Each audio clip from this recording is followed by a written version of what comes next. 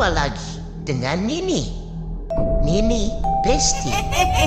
Kali ini Nini Besti akan menceritakan cerita terbaru lagi. Cerita kali ini berjudul Tersesat 2 tahun di hutan pedalaman. Tonton dan dengarkan ceritanya sampai akhir biar tidak tersesat lebih jauh lagi. Kisah ini bermula di sebuah kota kecil yang berada di dataran tinggi. Yang pasti, kota ini berada di luar Pulau Jawa. Yang mengalami kisah ini sebut saja namanya Adit. Yang terjadi sudah cukup lama, yaitu di tahun 2004. Saat itu, Adit baru menikah dan baru punya 1 anak. Adit ini dibesarkan di kota itu. Tetapi sebenarnya keluarganya itu pendatang di kota ini. Karena asal keluarga Adit ini dari sebuah desa yang jaraknya sekitar 4 jam dari kota itu. Dan Adit juga lahir di desa itu. Kehidupan keluarga Adit di kota itu terbilang cukup sulit secara ekonomi. Mulai dari bapaknya Adit almarhum, yaitu Udin, sejak menetap di kota itu gak punya pekerjaan tetap. Karena penyakit yang tidak pernah sembuh, Adit juga saat itu yang sudah menjadi kepala keluarga untuk istri dan 1 anaknya. Juga tidak mempunyai pekerjaan tetap. Dia cuma pekerja panggilan. Misalnya, ada panggilan benaran, genteng, atau parabola, bahkan gali sumur. Sekalipun Adit baru bekerja dan dapat penghasilan, itu juga biasanya panggilan yang cuma dari tetangganya saja. Jadi, jika tidak ada panggilan, Adit tidak bekerja. Jadi, status Adit ini saat itu bisa dikatakan pengangguran. Sebenarnya, aset harta semacam lahan, kebun, dan tanah orang tuanya punya banyak aset. Itu tapi berada di desa asalnya. Adit selalu bingung kenapa orang tuanya lebih memilih meninggalkan desa dengan banyak aset milik keluarga mereka dan lebih memilih tinggal di kota yang sulit untuk mendapatkan pekerjaan. Adit sudah beberapa kali minta izin dengan ibunya kalau dia mau pindah ke desa asal keluarganya. Yang dipikirkan Adit, daripada tinggal di kota dengan pekerjaan dan penghasilan yang tidak menentu, lebih baik tinggal di desa itu untuk bertani. Karena di sana banyak lahan kebun almarhum Pudin yang bisa dimanfaatkan. Akan tetapi, ibunya selalu melarang, dan Adit bahkan sangat melarang adiknya untuk menginjakkan kaki di desa itu. Saat itu, Adit belum sekalipun ke desa itu. Di masa dewasanya, Adit bingung dan selalu banyak nanya. Tapi ibunya selalu menjawab kalau keluarganya Adit masih mempunyai masalah dengan warga desa di sana. Ibunya takut jika Adit ke sana, warga desa punya niatan jahat dengan dia. Entah itu diguna-guna atau disantet. Adit pun selalu bertanya, apa penyebab warga desa memusuhi keluarganya. Tetapi ibunya selalu menutupi soal itu. Karena sudah resah dengan kehidupan yang tidak menentu, akhirnya tanpa persetujuan ibunya, Adit membawa istri dan 1 anaknya ke desa itu. Dan Adit berencana mau menetap di desa itu dengan menjadi petani di lahan kebun milik keluarganya. Akhirnya, Adit sampai di desa itu, yang mana desanya memang benar-benar desa terpencil, berada di kawasan dataran tinggi, pegunungan. Desanya juga masih sepi, karena hanya ada 30 rumah yang semua masyarakatnya bekerja sebagai petani kebun di desa itu. Dan juga belum ada sekolah dan belum retanya akses jalan yang bisa diakses untuk kendaraan. Akhirnya, Adit untuk pertama kalinya sampai di desa itu. Semua warga desa ramah dan murah senyum jika melihat muka asing di desanya. Karena itu akhirnya Adit pun mudah untuk berinteraksi. Yang niatnya mau bertanya soal lahan kebun milik Pak Rudin dan mencari kenalan Pak Rudin di desa itu. Tapi saat masyarakat tahu kalau Adit ini anak Pak Rudin, mereka yang tadinya ramah dan murah senyum tiba-tiba menjadi takut dan menghindar dari Adit. Bukan cuma satu, tetapi beberapa warga juga. Di sini, Adit mulai mikir soal yang diceritakan ibunya, kalau keluarganya ada masalah dengan warga. Dia mencoba mencari tahu karena tujuan utamanya bukan menyelesaikan masalah keluarganya. Akhirnya, Adit bertemu dengan salah satu warga desa yang bernama Pak Hajir, yang mengaku sebagai teman baik Pak Rudin. Akhirnya, Adit dan istrinya dibawa ke rumah Pak Hajir. Bahkan, Pak Hajir mempersilahkan Adit untuk tinggal sementara di rumahnya Pak Hajir. Pak Hajir juga ternyata tahu di mana letak lahan kebun milik Pak Rudin, yang niatnya besok Adit mau dibawa ke beberapa lahan kebun milik bapaknya besok. Besoknya, Pak Rudin dan Adit pergi ke lahan milik Pak Rudin yang jaraknya 5 jam berjalan kaki dari desa itu. Karena akses lahan kebun milik Pak Rudin hanya bisa dengan jalan kaki, saat mereka sampai ke lahan kebun milik Pak Rudin, ternyata lahannya itu sudah banyak rumput dan tanaman liar. Karena memang lahan itu sudah tidak terurus selama berpuluh-puluh tahun sejak ditinggalkan keluarga Adit. Tapi ada satu hal yang buat Adit ini heran, karena dia melihat kresek warna merah yang seolah dijadikan bendera penanda yang berada di perbatasan lahan milik Pak Rudin. Ternyata kresek merah itu memang sengaja dibuat warga untuk sebagai penanda perbatasan, karena warga desa nggak mau menginjakkan kakinya di tanah milik Pak Rudin. Kesannya warga desa seolah kayak begitu takut dengan keluarganya.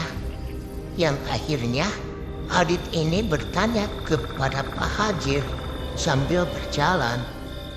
Pak Hajir menjelaskan kalau Pak Rudin dulunya orang terkaya di desa, punya banyak lahan kebun yang semuanya itu luas.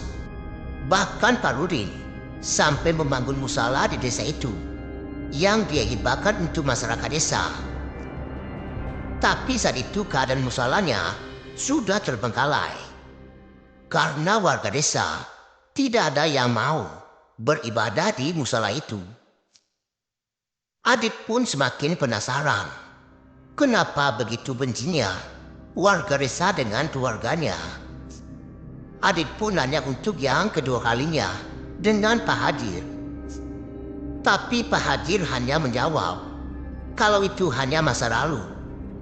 Mungkin nanti masyarakat desa juga mulai terbiasa. Setelah itu mereka balik ke desa, dan besoknya Adit sendiri pergi ke lahan kebunnya. Karena kata Pak Hajir, untuk sampai ke lahan kebunnya cuma hanya mengikuti jalan setapak saja. Biasanya masyarakat desa juga jalan kaki lewat situ. Akhirnya Adit pun jalan dan pergi sendiri untuk memulai membersihkan lahan kebunnya. Sebenarnya Adit juga sudah mencoba untuk mencari bantuan jasa warga di desa itu yang mau membantu dia untuk membuka lahannya. Tapi karena Adit nggak bisa bayar langsung, jadinya kesulitan mendapatkan bantuan. Ditambah dia juga sudah tercemar karena masa lalu keluarganya di desa itu. Adit mulai berjalan ke lahan kebunnya yang melewati perkebunan warga. Semakin masuk ke wilayah perkebunan, pohon-pohon semakin padat dan gelap. Setelah sejam berjalan, Adit mulai merasa aneh dengan situasinya. Karena semakin lama dia jalan, suasananya semakin aneh. Karena dia merasa suasananya beda dengan yang kemarin yang dia lewati dengan Pak Hajir. Padahal Adit berjalan hanya mengikuti satu-satunya jalan setapak. Di sini Adit sudah merasa tersesat karena dia merasa di daerah yang begitu asing. Akhirnya karena takut tersesat lebih lama lagi dan makan waktu lebih banyak lagi, akhirnya Adit ini putar balik jalan ke arah desa. Setelah jalan balik, Adit benar-benar merasa aneh. Karena dia ketemu dengan batang pohon yang tumbang yang menutupi jalan setapaknya. Pohonnya bukan pohon baru tumbang, tapi kelihatannya pohon itu sudah lama tumbang dan menutupi jalannya. Padahal sebelumnya dia lewat, sama sekali dia tidak bertemu dengan pohon yang tumbang. Padahal jalan ini yang tadi dia lewati. Lalu Adit pun terus berjalan, mengikuti jalan setapak, berharap ketemu warga. Tapi setelah terus berjalan, Adit kaget karena mendengar suara air terjun. Dia terus berjalan. Ternyata jalan setapak itu memang mengarah ke air terjun. Yang buat Adit heran, ini sama seperti pohon tadi. Karena sebelumnya dia sama sekali nggak melihat ada air terjun. Bahkan kemarin pun saat dia jalan dengan Pak Hajir. Karena waktu sudah menjelang siang, Adit akhirnya berhenti sejenak di air terjun, sekaligus berhenti makan siang sambil menikmati keindahan alam yang persis di hadapan dia. Selesai makan, Adit melihat sungainya yang memang jernih. Ya akhirnya Adit ini mutusin untuk buat mandi di sungai itu. Ya akhirnya dia masuk ke sungainya yang hanya sedalam pinggangnya. Saat dia menyelam untuk membasahi kepalanya di dalam air, samar-samar Adit mendengar suara tangisan wanita. Adit sempat merasa mungkin itu cuma perasaannya saja. Akhirnya dia mencoba lagi memasukkan kepalanya ke air. Adit langsung bangun dan keluar dari sungai itu. Ternyata dia memang benar-benar mendengar suara teriakan wanita itu di air. Akhirnya karena sudah takut, Adit pun langsung pergi melanjutkan perjalanannya. Tapi di sungai itu ada semacam jembatan. Tapi cuma sebatang pohon besar yang seolah digunakan warga untuk menyeberang sungai. Karena di seberang sungai, jalan setapak masih berlanjut. Dia terus mengikuti jalannya. Lalu nggak lama kemudian, Adit mulai tenang karena melihat ada asap. Dia pun mencoba mencari sumber asapnya, yang ternyata asapnya bersumber dari satu gubuk. Ternyata di sana ada seorang bapak petani yang sedang duduk di hadapan api. Adit mencoba mendekati bapak petani itu yang niatnya mau basa-basi dan menanyakan arah ke desanya. Tapi saat Adit menanyakan arah ke desanya, bapak petani itu malah menawarkan Adit untuk makan siang. "Ayolah makan, saya sudah siapkan makanan untuk Adit." Adit heran yang seolah-olah bapak petani ini sudah menunggu dia. Dan dia juga tahu nama Adit. Padahal sebelumnya Adit belum mengasih tahu namanya. Di sini Adit masih mikir, mungkin saja bapak petani ini juga sama kayak Pak Hajir, teman bapaknya dulu. Lalu bapak petani itu mengajak Adit untuk masuk ke gubuknya. Adit pun kaget. Adit melihat makanan yang sudah disiapkan. Makanannya juga sedikit aneh. Dengan situasi rumah gubuk yang berada di tengah-tengah hutan dan perkebunan, tapi makanannya cukup mewah hingga lengkap dengan buah-buahan seperti anggur, apel, dan jeruk. Makanan juga benar-benar enak hingga Adit pun benar-benar lahap untuk memakannya. Saat sedang makan, bapak petani itu tiba-tiba berbicara yang buat Adit bingung karena sama sekali tidak mengerti maksud perkataannya. "Bapakmu tidak menepati janjinya. Sekarang semua yang dimiliki bapakmu bukan milik kalian lagi." Adit benar-benar kebingungan dengan maksudnya. Hingga Adit memberanikan diri untuk bertanya. Tapi bapak petani itu kembali ulangi ucapannya. "Bapakmu tidak menepati janjinya." Berulang kali bapak petani itu mengulangi kalimat itu berkali-kali. Setelah selesai makan, bapak petani itu mempersilahkan Adit untuk pulang ke desanya. Yang katanya, ikutin saja jalan setapak itu, nanti akan tiba di desa. Adit pun pamit dan lanjutkan perjalanannya dengan mengikuti jalan setapak itu. Baru beberapa menit Adit berjalan, dia langsung ingat situasi jalannya yang persis sama seperti kemarin yang dia lewati dengan Pak Hajir. Dia terus berjalan. Gak lama kemudian, yang saat itu sudah sore, Adit pun sampai di desa. Sesampainya di desa, Adit berpapasan dengan salah satu warga. Tapi saat warga itu melihat Adit, dia ketakutan, seperti melihat hantu. Yang akhirnya warga itu pun lari ketakutan. Gak lama kemudian, Adit didatangi dengan kerumunan warga yang semuanya histeris melihat Adit. Adit akhirnya dibawa ke rumah Ustaz. Awalnya Adit juga bingung. Tanpa basa-basi, dia langsung dibawa warga ke rumah Pak Ustaz. Kenapa bisa warga membawa Adit ke rumah Ustaz?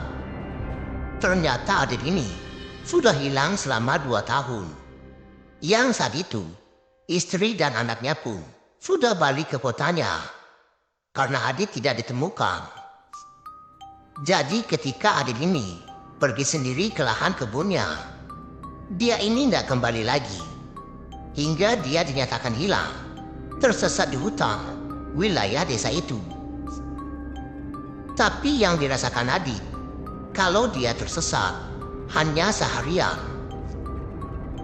Dengan penjelasan Adit, akhirnya Adit ini dibawa ke rumah Pak Hajir. Di sana Adit, Pak Hajir, dan Pak Ustadz mau mencari tahu sebenarnya apa yang dialami Adit. Di situ juga Adit menceritakan secara rinci apa yang dia alami. Seperti dia sadar tersesat, ketemu air terjun, hingga ketemu bapak tua yang ada di gubuknya. Mendengar soal air terjun, Pak Hadir dan Pak Ustadz langsung ingat soal satu hal, yaitu Pak Rudin, bapaknya Adit. Karena di desa mereka sebenarnya tidak ada air terjun. Karena Adit sudah melihat air terjun itu, Pak Hadir terpaksa menceritakan soal Pak Rudin. Yang sebenarnya Pak Hadir tidak mau menceritakan soal itu, karena itu memang aib. Dan Pak Hadir juga tahu kalau keluarganya Adit sudah berusaha menutupi soal itu selama berpuluh-puluh tahun. Jadi dulunya jauh sebelum Adit ada, dan Pak Rudin masih menjadi warga desa situ. Pak Rudin memang dikenal dengan orang yang terkaya di desa itu. Pak Rudin juga dikenal sangat baik, dermawan yang sama sekali tidak sombong. Tapi Pak Rudin mendapatkan kekayaannya dengan cara yang salah. Karena Pak Rudin melakukan pesugihan yang menumbuhkan janin dan istrinya yang berusia lebih dari 6 bulan. Dan ini terjadinya di tahun 70-an. Hingga akhirnya semua masyarakat desa tahu, dan keluarga Pak Rudin disuruhkan oleh kebanyakan warga. Hingga akhirnya Pak Rudin menghentikan persekutuannya dengan jin. Di sini akhirnya Adit mengerti kenapa ibunya selalu merahasiakan soal itu, dan kenapa ibunya selalu melarang keras Adit untuk menginjakan kaki di desa itu. Dan Adit juga meyakini jin itulah yang membuat dia tersesat, yang ternyata dia telah hilang selama 2 tahun.